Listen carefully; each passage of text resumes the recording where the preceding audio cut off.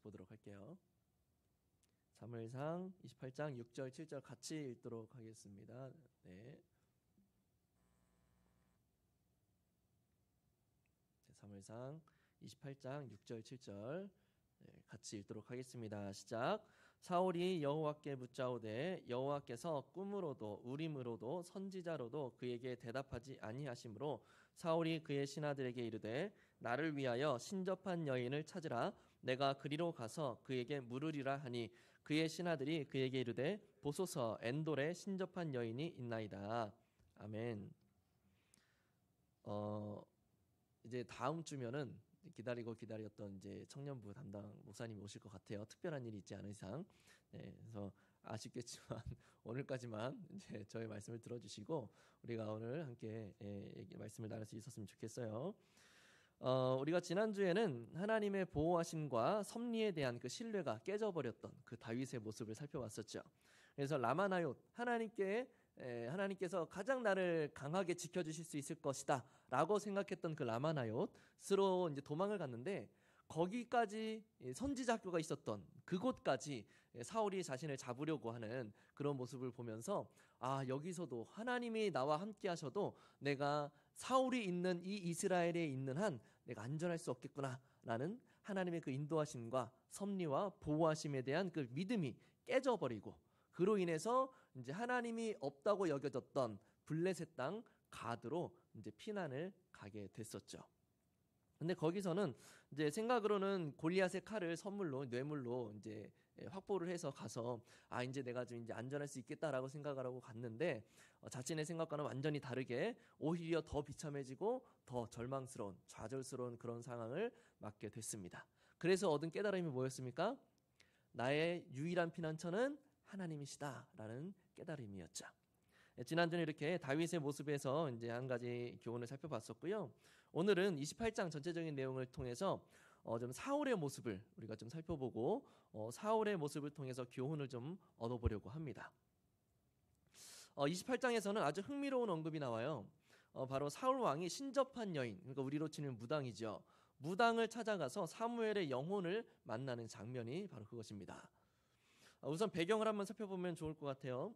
3절에 보면 사무엘이 죽었다라고 언급을 하고 있습니다. 사무엘이 죽었다. 그런데 사무엘은 그 앞에 25장에 보면 25장 1절에서 사무엘이 죽어서 장사를 지냈다라고 언급을 하고 있거든요. 그런데 오늘 본문 3절에서 또 사무엘이 죽었다라는 사실을 이야기하고 있는 거예요.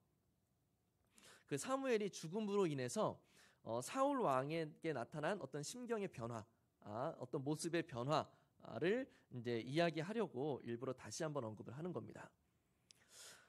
사무엘이 죽고 나서 사울 왕이 단행했던 종교 정책이 하나 있었어요. 그게 뭐냐면 이스라엘 땅에 있는 그 박수무당들, 신접한 자들을 다 내쫓는 거였습니다. 왜 그러냐 하니 그 사람이 이제 어떤 문화권에 사는지가 참 중요해 보이는데 사울이 그렇게 하나님의 말씀을 정말 지지리도 안 들었잖아요. 정말 말 안 들었어요. 순종 너무 안 했고 하나님의 말씀을 안 듣고 백성들 눈치 보면서 백성들의 그 입맛에 맞는 왕이 되기 위해서 백성들의 지지를 끌어내기 위해서 그렇게 백성들의 입맛에 맞는 왕이 되려고 노력을 했단 말이에요. 이런 상황에서 사무엘이 죽으니까 종교적으로 자신이 의지할 대상이 사라져버린 겁니다.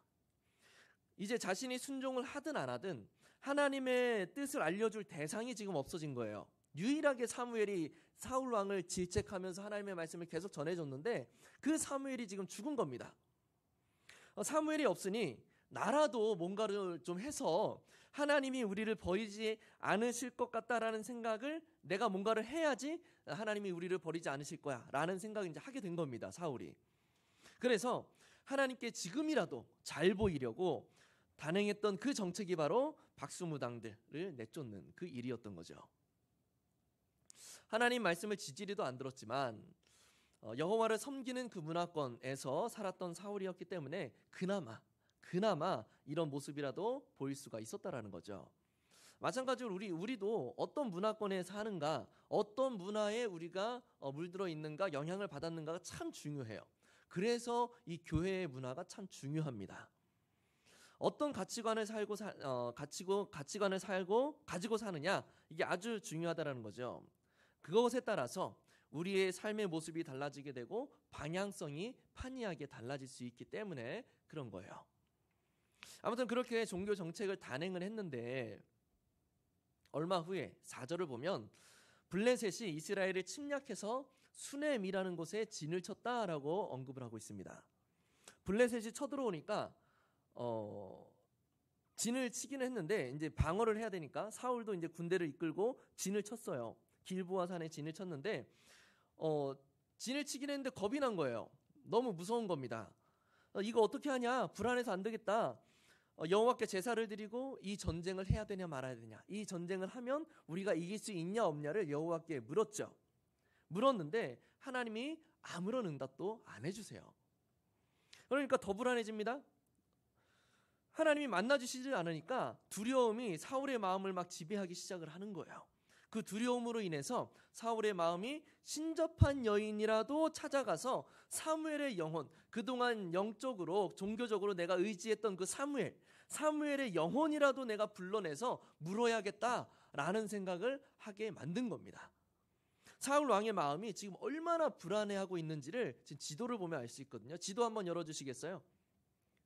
지도 준비됐나요? 준비 안 됐습니까? 됐네요. 네. 지도에 보면 블레셋 군이 저 밑에서 블레셋이라는 데서 쭉 올라와서 수넴이라는 지역에 진을 쳤죠. 그래서 이걸 막기 위해서 이스라엘군이 길보아 산에 진을 쳤습니다. 근데 지금 너무 불안해요. 그래서 찾아간 사람이 누굽니까?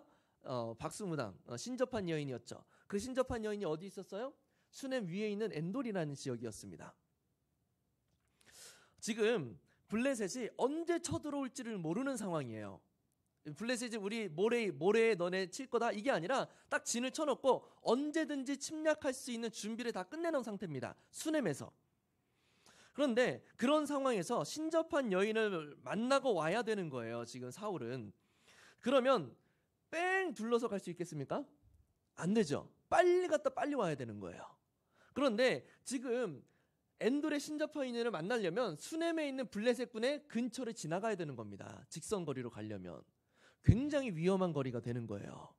그런데 그 거리를 가겠다라는 거죠. 왜? 불안하니까.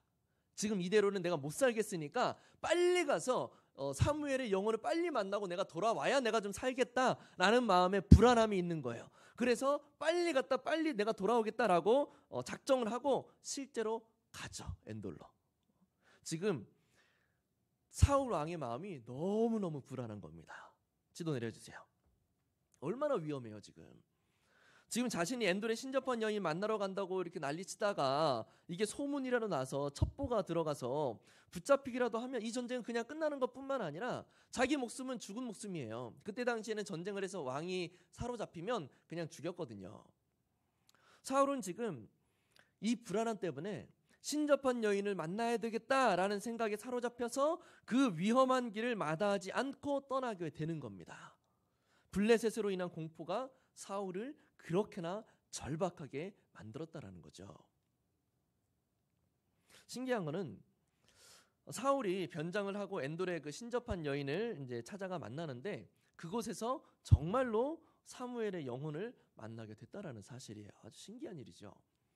이게 진짜 사무엘의 영혼이었냐, 아니면은 사탄이 뭐 이렇게 사무엘인 척 변장을 해서 이제 만난 거였냐, 이것에 대한 신학적인 논쟁이 굉장히 많습니다. 그런데 이 문제는 사무엘의 영혼이 이제 나타난 그 타이밍을 보면 좀 알 수 있을 것 같아요. 시간상 제가 같이 읽지는 않을 거고요. 11절 12절을 보면 그 신접한 여인이 사울의 왕에게 누구를 불러드립니까? 라고 이제 물었을 때 사울이 사무엘의 영혼을 불러달라라고 이렇게 이야기합니다. 그런데 중요한 거는 그 후에 사무엘의 영혼을 불러달라라고 말한 후에 이 신접한 여인이 사무엘의 영혼을 불러내기 위한 어떤 주술 행위라든가 강령술을 행했다라는 이야기가 없어요. 이게 아주 중요한 대목인데 사무엘의 영혼은 이 여인의 어떤 강령술이나 주술 행위나 사탄적인 어떤 행위와는 무관하게 여기에 와 있는 상태다라는 것을 우리가 알아낼 수가 있는 거죠. 사탄이 사무엘인 척 가장을 해서 사울을 속인 것도 아니고요. 하나님이 강령술이라고 하는 있던 사탄적인 아주 악한 그런 행위를 사용하셔서 사무엘의 영혼을 내려보내신 것도 아니라 강령술과는 무관하게 하나님께서 사무엘의 영혼을 미리 그곳에 보내놓으셨다라는 것을 우리가 알 수 있게 된다라는 겁니다. 왜 굳이 그렇게 하셨을까요? 왜? 앞에서 하나님은 사울 왕이 제사를 드렸어요. 제사를 하나님께 이 전쟁을 해야 될까요? 말아야 될까요? 이길 수 있을까요? 없을까요? 제사를 드렸다고 했습니다. 근데 하나님이 어떻게 하셨어요? 응답을 안 해주셨죠. 하나님의 뜻을 여쭤봐도 아무런 대답도 안 해주셨으면서 앞에서는 이제 와서는 굳이 사무엘의 영혼을 보내시면서까지 이런 신비한 일을 일으키시면서까지 왜 보내셨던 걸까요? 사울이 사무엘에게 블레셋이 쳐들어왔는데 하나님이 선지자로도 우림으로도 둠밈으로도 꿈으로도 아무런 말씀도 안 해주시더랍니다. 안 해주셨습니다. 너무 답답해서 내가 어떻게 해야 될지 물어보려고 당신을 불러냈습니다 라고 이야기를 했더니 사무엘이 하는 답변이 당신이 여러 번 순종하지 않아서 이미 하나님이 말씀하셨던 대로 당신의 나라를 다윗에게 넘겨주셨고 당신은 곧 죽게 될 것이고 이스라엘은 블레셋에게 넘어갈 것입니다 라고 그렇게 응답을 했습니다. 이것도 참 이상한 게 이 예언은 이미 사무엘이 살아있을 때 여러 번 사울 왕에게 했던 심판의 내용이었어요. 이미 여러 번 들었던 내용이었어요. 사무엘의 영혼은 예전에 했던 그 예언의 내용을 그냥 반복해서 지금 이야기를 하는 거란 말이죠. 굳이 왜 그랬을까?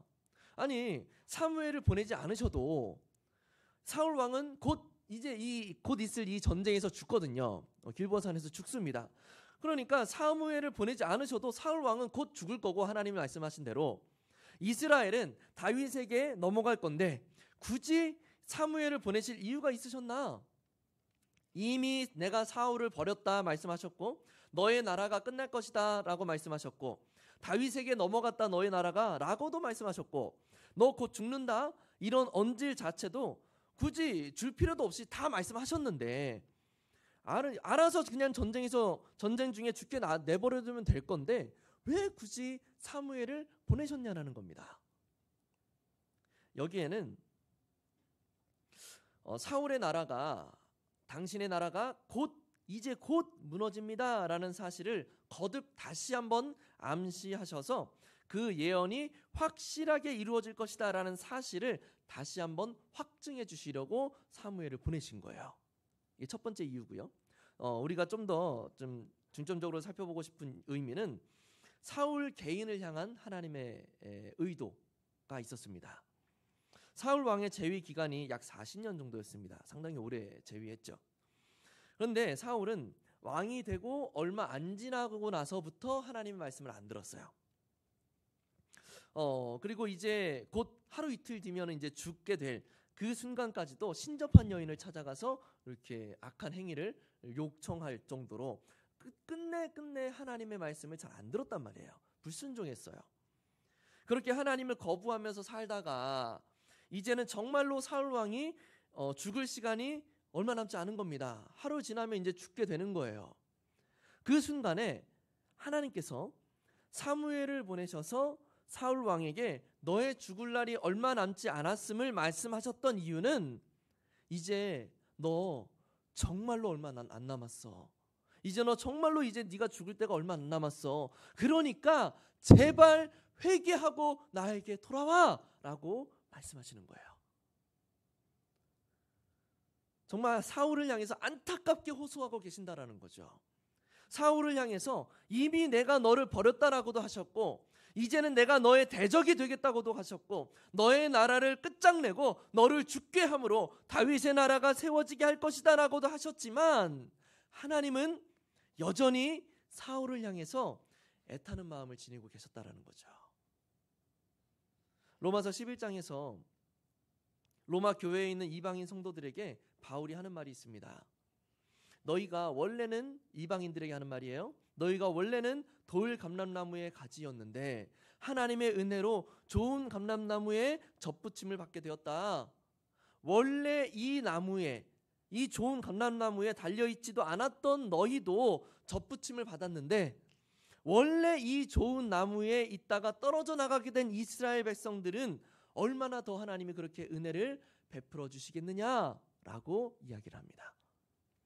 하나님이 이방인인 너희도 회개하니까 자녀로 받아주셨는데, 하나님께 먼저 택함 받은 이스라엘 백성들이 죄에서 돌이키고 회개한다면 하나님은 분명히 흔쾌히 그 회개를 받으시고 다시 하나님의 백성으로 받아주실 것이다 라는 의미예요. 사울이 하나님의 그 음성을 듣고 회개하기만 했다면 분명히 하나님은 그 회개를 들으시고 사울을 받아주셨을 거예요. 사무엘의 영혼이 선포했던 그 예언들은 사울을 향한 이와 같은 하나님의 애타는 그 호소였다라는 거죠. 그런데 중요한 건 뭔지 아세요? 사울이 그런 하나님의 애타는 음성을 끝내 듣지 못했다라는 겁니다. 자신을 향해서 애타게 호소하고 있는 하나님의 그 외침을 들을 귀가 사울에게 없었다라는 것이 너무나 큰 불행이었다라는 거죠. 사울은 결국 회개하지 못했고요. 사무엘의 영혼이 확증해진 것과 같이 블레셋과의 지금 있을 그 전투에서 비참하게 죽임을 당하게 되고 사울에게 속했던 모든 사람이 그 전투에서 죽게 되었다고 성경은 이야기합니다. 사울은 왜 하나님의 이 외침을 알아차리지 못했을까요? 왜 사무엘의 영혼을 보내시면서까지 그렇게나 간절하게 외치셨던 하나님의 그 호소를 사울은 듣지 못했냐는 겁니다. 우리에게도 아주 중요한 문제예요. 우리 6절을 다시 한번 읽어봅시다. 우리 오늘 말씀입니다. 6절 같이 읽습니다. 시작. 사울이 여호와께 묻자오되 여호와께서 꿈으로도 우림으로도 선지자로도 그에게 대답하지 아니하심으로.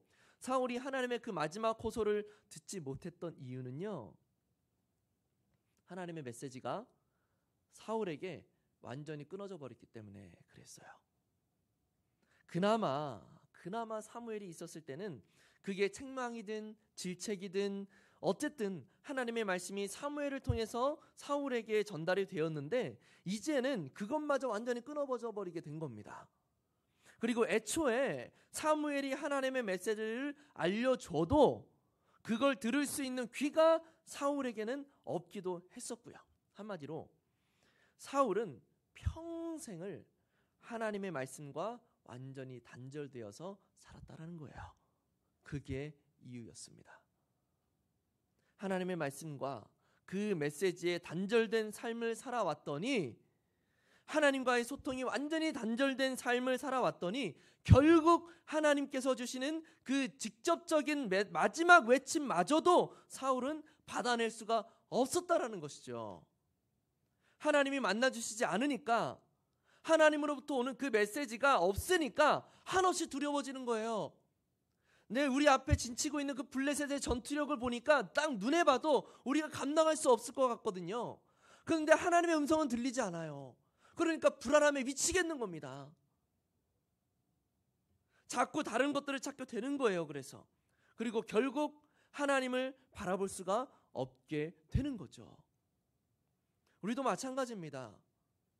우리가 말씀과 단절된 삶을 살면요, 사무엘을 만나고 싶다라고 말하면서 신접한 여인을 찾아 나섰던 그 사울처럼 하나님을 사랑한다라고 말하고, 내가 하나님의 뜻을 알고 싶습니다라고 말하고, 하나님과 동행하고 싶습니다라고 말은 하지만 사실은 내 속에 내가 하나님처럼 여기고 있는 그 어떤 것을 찾아 나설 수밖에 없다라는 거예요. 왜냐하면 하나님의 음성이 안 들리니까. 하나님이 내가 너와 함께 있을 거야 라는 음성이 안 들리니까 나의 불안함을 멈추게 만들어줄 세상의 그 어떤 것들을 찾아갈 수밖에 없다는 겁니다. 하나님의 말씀과 얼마나 가깝게 지내고 계세요? 말씀으로 하루를 열면서 하나님이 무엇을 나에게 말씀하고 싶으신가? 하나님이 오늘 하루 동안 나에게 어떤 길을 인도하실 것인가? 그런 고민과 그 신앙적인 그런 생각들을 가지고 하루를 열고 있습니까? 그렇게 지내고 있는 청년이 있다면 정말 잘하고 있는 거예요. 진짜로. 정말 칭찬해드리고 싶어요. 그런데 나는 교회에서 봉사하고 있으니까 괜찮아. 나는 예배 안 빠지고 나오고 있으니까 괜찮아. 일주일에 한번 그래도 설교 듣는데 지금까지 예배 잘 안 드리고 지금까지 말씀 잘 안 읽고 기도 안 해도 아무런 문제도 없었으니까 앞으로도 나는 괜찮을 거야 라는 안일함 가운데 교회 생활을 하고 있다면 아주 위험한 착각이에요.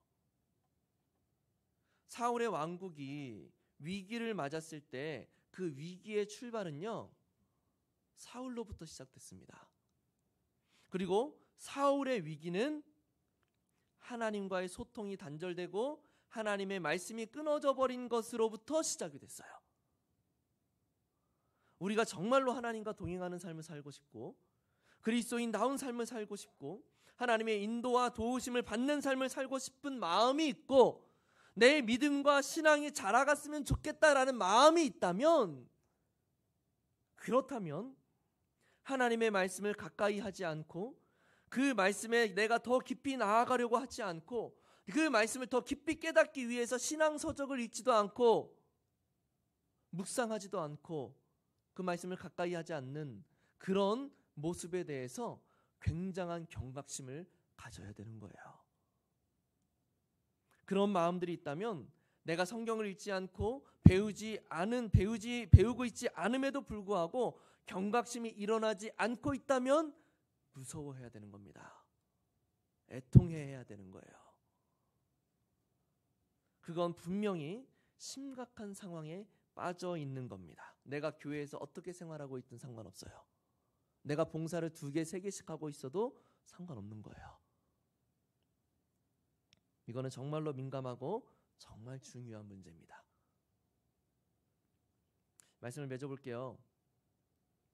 사울의 영적인 상태를 이스라엘 역사 가운데 비유해 보자면 딱 사무엘상 3장 1절의 상태인 것 같아요. 아이 사무엘이 엘리 앞에서 여호와를 섬길 때에는 여호와의 말씀이 희귀하여 이상이 흔히 보이지 않았더라. 여호와의 말씀이 희귀하였다라는 말은 여호와의 말씀이 거의 내려오지 않았다라는 거죠. 여호와의 말씀이 희귀하여 이상이 흔히 보이지 않았더라. 성경의 역사를 보더라도 또 2000년의 그 교회 역사를 보더라도 영적으로 어두운 시대가 올 때는요 늘 말씀이 희귀해져 있었어요. 말씀이 끊어져 있었다라는 거죠. 백성들이 말씀에 무지하기 시작하면 영적으로 어둠이 몰려들기 시작을 했고 말씀을 전하는 자들도 자신들이 무슨 말을 하는지도 제대로 알지도 못하면서 거짓 메시지들을 전하고 그렇게 하나님의 말씀이 제대로 전달되지를 못하면 늘 영적인 어둠의 시대가 도래하고는 했다라는 거죠. 이것을 우리는 흑암의 시대라고 표현을 하고요. 대표적으로 사사시대가 그랬고 또 중세시대가 그랬습니다. 하지만 반대로 말씀이 세워지고 백성들이 말씀을 사모하기 시작하면 그때부터 회개운동이 일어나고 영적인 회복과 부흥의 역사가 일어나기 시작했단 말이죠. 이런 원리는 우리의 개인의 신앙에도 똑같습니다. 원리가 똑같아요. 우리가 말씀과 동떨어져 살아가면 우리의 신앙에도 어둠이 몰려들어요. 말씀을 따라 순종하는 삶 이전에 우리가 말씀에 순종하는 것 이전에 먼저 우리가 말씀을 읽고 말씀을 묵상하고 외우고 그 말씀 안에서 하나님의 뜻을 깨달아가고 그 뜻을 더 깊이 깨닫기 위해서 내가 신앙서적 좀 읽어보고 내가 이대로 안 되겠다. 신학서적이라도 좀 읽어봐야겠다라는 그 마음이 들면서 하나님의 말씀을 가까이 하는 거 이게 먼저라는 거예요. 그 후에 순종이 있는 겁니다. 하나님께서 우리 각자에게 여러 가지 형편을 주셨어요. 여러 가지 상황을 주셨단 말이에요. 한 가지 말씀이 우리에게 똑같이 적용되는 게 아니라는 겁니다. 그러면 그 말씀을 우리 삶에 나에게 적용하기 위해서 그 말씀을 깊이 있게 연구하고 깨닫는 작업이 필요해요. 그냥 읽는 거로는 안 된다는 겁니다. 하나님이 나에게 무슨 말씀을 하시는지도 모르는데 어떻게 순종을 해요? 그냥 봉사하면 다 되는 겁니까? 그냥 섬기면 다 되는 거예요? 아니에요. 어떨 때는 하나님이 너 봉사 쉬어라라고 말씀하실 때도 있는 겁니다. 그게 없으면 우리는 늘 우리의 신앙이 힘들 수밖에 없어요. 말씀이 끊어지면. 하지만 반대로 우리가 아무리 영적인 침체를 경험하고 있더라도 다시 말씀을 사모하면서 말씀을 읽고 묵상하고 가까이 하고 그 진리를 깊이 있게 깨달아 가면, 그러면 그 안에서 나에게 주시는 하나님의 음성을 듣기 시작하고, 그때부터 우리의 영혼은 어둠을 벗어버리고 온전하게 건강하게 회복되어져 가는 겁니다. 말씀이 먼저예요. 여러분, 로마서에서 믿음은 들음에서 나고 들음은 말씀으로 말미암는다라고 이야기합니다. 이걸 거꾸로 이야기하면요, 기도를 아무리 많이 하고 교회를 아무리 많이 섬겨도, 잘 섬겨도 말씀을 가까이 하지 않으면 믿음은 자랄 수 없다는 거예요. 기도와 섬김의 무용성을 이야기하려고 하는 게 아니라 말씀의 중요성을 말씀드리고 싶은 겁니다. 끊임없이 말씀을 탐독하고 배워가고 그 안에서 진리를 깨달아가며 우리 심령에 말씀으로 채워가야 된다라는 사실을 말씀드리고 싶은 거예요. 그런 의미에서 너무너무 좋은 기회가 지금 우리 길동 공동체 가운데 주어졌잖아요. 목적이 이끄는 40일. 너무너무 좋은 기회예요, 이거. 진짜로. 우리 길동 공동체가 이전에 어떤 상황을 겪었든지 간에 상관없어요. 제가 그 힘든 상황들을 들었고, 그거 별거 아닙니다 라고 말할 수 없어요. 정말 힘든 상황이었습니다. 교회가 깨질 뻔한 위기였을 거예요. 그렇지만 우리가 어떤 상황을 겪었든지 간에 우리가 다시 말씀으로 돌아가면 우리가 말씀으로 온전하게 하시는 하나님의 역사를 경험할 수 있게 될 거라는 거죠. 그 좋은 기회가 지금 열렸다라는 거예요. 청년부도 더 뜨겁게 되살아나야 되지 않겠습니까? 물론 잘하고 있지만 그럼에도 더 아름답게 세워져야 되지 않겠습니까? 그 시작점이 될 수 있다는 거예요. 우리를 다시 세우기 위한 베이스가 되어야 하는 것은 우리의 열심도 아니고 우리의 섬김도 아니고 말씀이에요. 말씀을 배우고 그 안에서 우리의 존재론적 의미를 찾아야 그 안에서 우리의 삶의 방향성과 삶의 목적을 제대로 세울 수 있는 것이고, 그래야 우리가 제대로 살 수 있는 겁니다. 꼭 참여하세요. 꼭 목적이 이끄는 40일에 참여하면서, 그게 시작입니다. 그것만 하면 된다고 말씀드리는 게 아니에요. 시작이에요. 그것을 시작으로 나라는 사람의 존재론적 의미를 말씀으로 발견해 내시고, 그러면서 더욱 말씀과 친밀해짐으로 말씀 안에서 인생의 방향성을 설정할 수 있기를 바랍니다. 그게 첫걸음이에요. 이스라엘 민족의 위기가 사울로부터 비롯이 되었고, 사울 왕의 위기는 그가 하나님의 말씀으로부터 단절되었을 때 시작되었다라는 사실을 꼭 기억하시기 바랍니다. 청년의 때에, 이 귀한 때에 하나님의 말씀을 사모하면서 가까이 하는 법을 훈련하세요. 그 훈련이 언젠가 여러분들의 삶을 흔들 큰 위험과 고난 가운데서 분명히 여러분들의 삶을 온전하게 지켜내 줄 겁니다. 그 믿음으로 온전하게 살아낼 수 있는 하나님의 사람들 될 수 있기를 예수님의 이름으로 간절히 축복합니다. 우리 같이 말씀 기억하면서 같이 찬양합시다. 주님, 말씀하여 주시옵소서. 그 말씀 가운데 내가 순종하며 나아가기 원합니다. 그 말씀으로 온전하게 살기 원합니다. 우리 소망을 품고 같이 찬양합시다.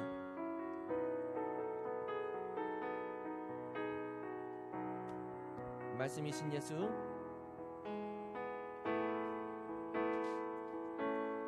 말씀이신 예수, 진실하신 초대 사랑으로 그 진리로 주께 와서 듣고, 주께 와서 듣고 주님께 배우라.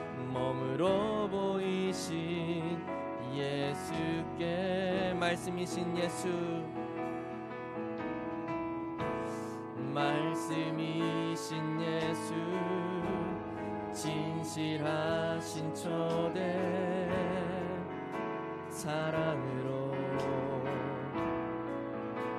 그 진리로 주께 와서 듣고 주님께 배우라 몸으로 보이신 예수께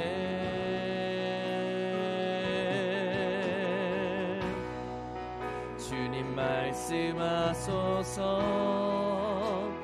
듣기 원해요 인도하소서 따르기 원해 두려움 저 넘어 온전한 나라 참된 생명의 길로 영원한 길로 주님 말씀하소서 주님 말씀하소서 듣기 원해요 인도하소서 따르기 원해 두려움 저 넘어 온전한 나라 참된 생명의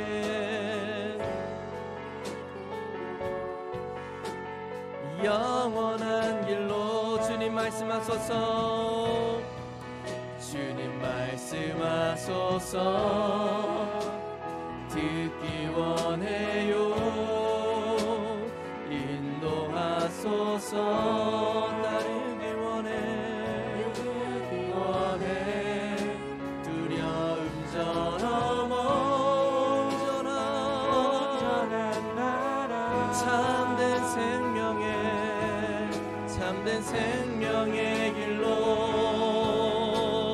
영원 다시 한번 찬양합니다. 주님 말씀하소서 주님 말씀하소서 듣기 원해요 인도하소서 따르기 원해 두려움 저 넘어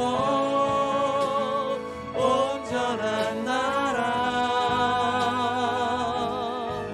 참된 생명의 길로 우리 다시 한번 마지막으로 찬양합시다. 주님 말씀하소서 주님 말씀하소서 듣기 원해요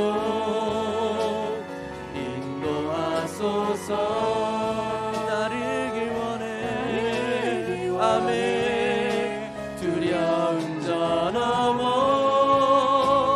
온전한 나라 참된 생명의 길로 영원한 길로 같이 기도합시다. 하나님 그동안 내 귀가 닫혀 있었다면 내 귀를 열어주시기 원합니다. 그동안 그렇게나 수없이 나를 향하여서 외치셨고 속삭여주셨던 하나님의 그 음성이 내 마음 가운데 단절되었었다면 그 음성을 들을 수 있는 귀를 열어주시고 우리의 마음을 열어주셔서 우리가 하나님의 음성을 듣고 주의 말씀 가운데 살아갈 줄 아는 하나님의 사람으로 삼아주시옵소서.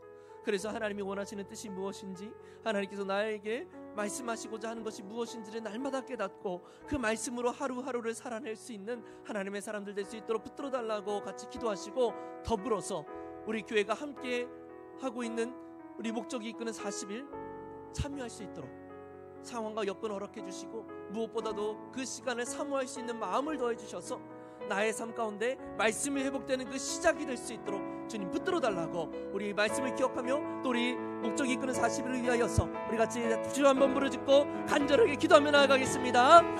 주여 하나님 우리 마음 가운데 하나님의 말씀을 사모할 수 있는 마음 허락하여 주시기 원합니다. 우리 마음이 하나님의 말씀으로 말미암아 아버지 안에 열릴 수 있기 원하고 닫혔던 우리의 귀가 열리게 하여 주시고 듣지 못했던 하나님의 음성이 들릴 수 있는 우리의 마음이 될 수 있도록 하나님이여 붙들어 주시옵소서. 아버지, 완악했던 우리의 마음이, 강팍했던 우리의 마음이 하나님의 말씀으로 다시 한번 부드럽게 풀어지며 주의 말씀으로 온전하게 세워질 수 있는 그 은혜가 있게 하여 주시옵소서. 하나님, 주의 말씀을 듣기 원합니다. 하나님 말씀하여 주시옵소서. 예수 그리스도의 그 복음이 나의 귀에 아버지 들릴 수 있도록 하여 주시고 하나님의 그 귀하신 살아있는 말씀이 우리의 마음 가운데 깊이 깨달아져 아버지 그 말씀으로 말미암아 우리가 온전하게 살아나고 다시 한번 세워질 수 있는 그런 은혜가 있게 하여 주시옵소서. 주님을 바라보며 하나님을 의지하며 아버지 그렇게 우리가 살고 싶은데 아버지 그 삶을 위하여 하나님의 말씀이 먼저 우리의 마음 가운데 새겨져야 되겠습니다.